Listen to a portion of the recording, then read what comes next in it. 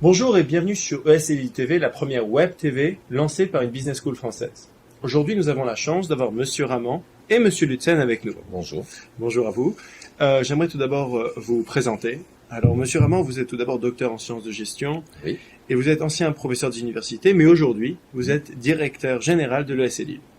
Vous avez aussi écrit quelques livres, notamment sur la politique financière de l'entreprise. Oui. Et vous avez différentes expériences entrepreneuriales, puisque vous êtes aussi créateur d'entreprise. Absolument. Monsieur Lutzen, quelques mots. Vous avez un PhD en mathématiques. Oui. Vous êtes directeur général adjoint et vous êtes directeur du programme Grande École. Yes. Très bien.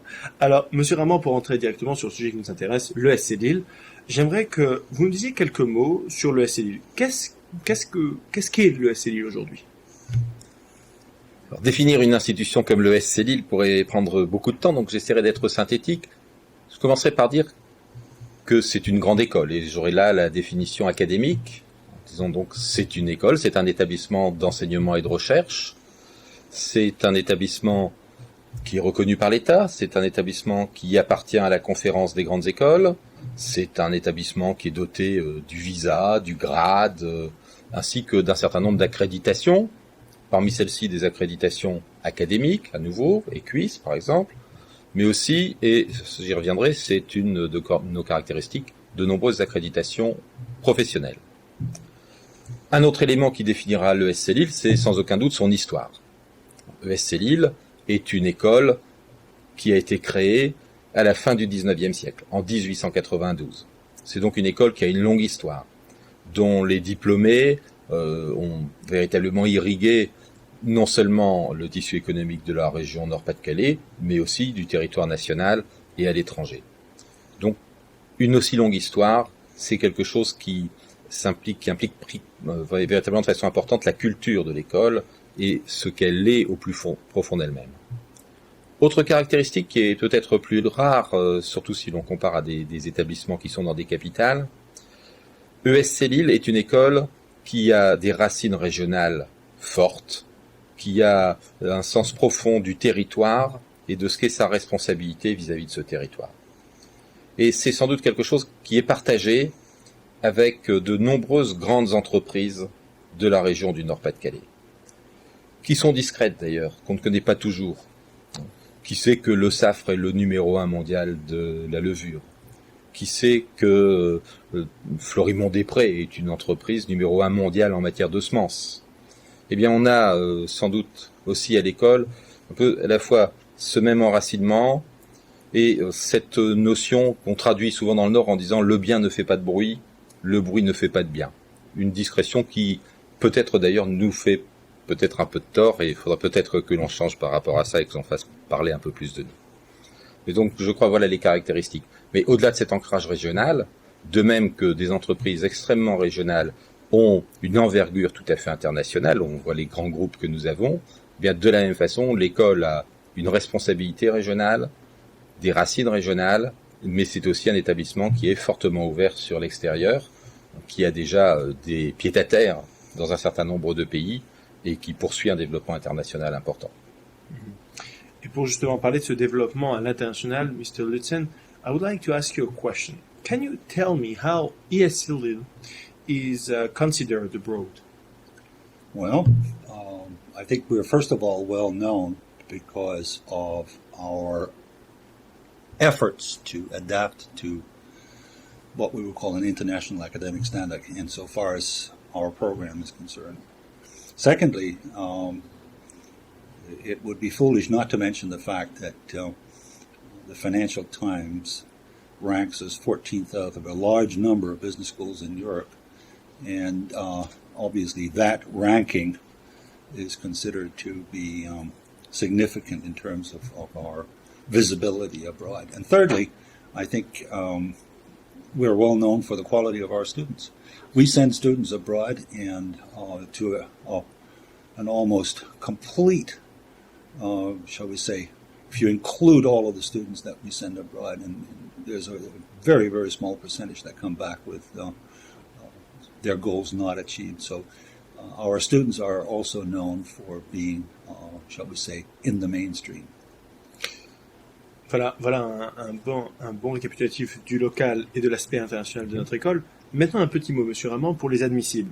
Pour les admissibles à l'ESC Lille, qu'est-ce qui, selon vous, les pousserait à choisir notre école? Eh bien, de multiples raisons. Peut-être le sport obligatoire pour les sportifs, mais j'en retiendrai deux en particulier.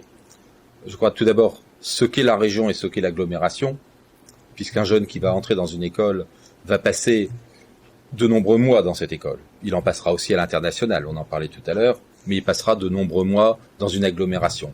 Et il convient que cette agglomération soit sympathique. Or, la ville de Lille et la région Nord-Pas-de-Calais, de ce point de vue, est effectivement un lieu tout à fait particulier.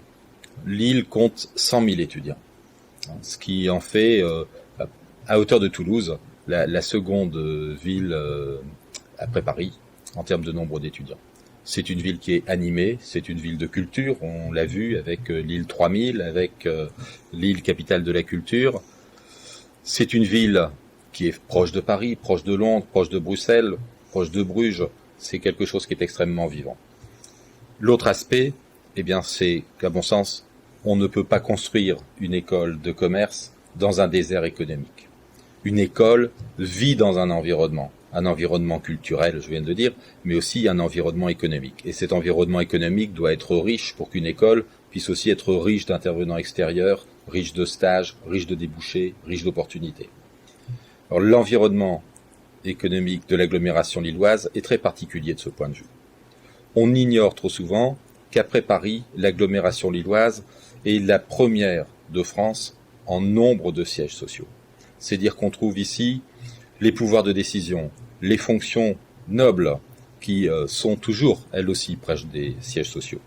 Donc déjà Lille en tant que telle, et à 1 heure de Lille, Paris, Bruxelles, et pas très loin non plus Londres, là, je dirais c'est même pas 1 heure, puisque vous arrivez en fait à Londres à l'heure à laquelle vous êtes parti de Lille, compte tenu du décalage horaire. Ce qui donne des caractéristiques tout à fait particulières. Dernier point, c'est que nous marchons sur 2 jambes. Il y a les accréditations académiques, mais il y a aussi les accréditations professionnelles. Et pour nous, c'est très important. Et là, je ne ferai pas une longue liste, je renverrai vos auditeurs vers notre plaquette, mais ils verront l'importance des accréditations professionnelles et du soin que l'on apporte à cela. Très bien. Now, last question, Mr. Lutzen. From a global point of view, can you tell me why ESL could be an attractive school for international students? Well, I'll have to come back to what I said before, but I think, first of all, the amount of work that we have put into our program has made it easily recognizable by foreign students. They will see exactly what we offer and will see exactly how it fits into their professional plans. Secondly, the accreditations that we have will also offer the kind of safety or certainty required by international students. It's nice to know that the institution that you have chosen has a stamp of approval in academic terms. And thirdly, of course, our students. Our students are famous for receiving foreign students and for taking care of foreign students. And finally, of course, Lille. Having all the attraction of a small town and yet being very close to large metropolitan centers and a student population that is enormous in relative terms, I think is very attractive to foreign students. Très bien. Thank you very much. Merci beaucoup, Monsieur Ramand. Merci à très beaucoup. bientôt. Au revoir. Au revoir.